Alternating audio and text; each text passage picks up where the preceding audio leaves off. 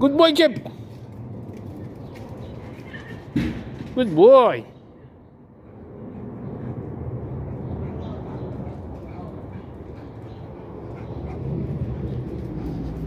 اوت يا. فين الكرة؟ جود بوي. جود بوي. اوبن.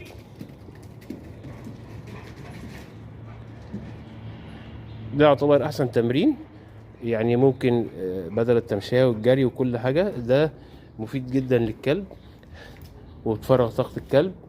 وطبعا بيبقى فيه تنمية ذكاء، لأن الكورة بتنمي ذكاء الكلب. من غير كورة يبقى كلب فيستك. جود بوي.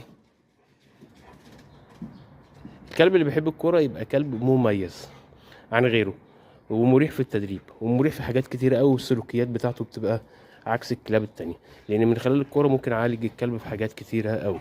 كابتن عبد الكريم. جود بوي جيب.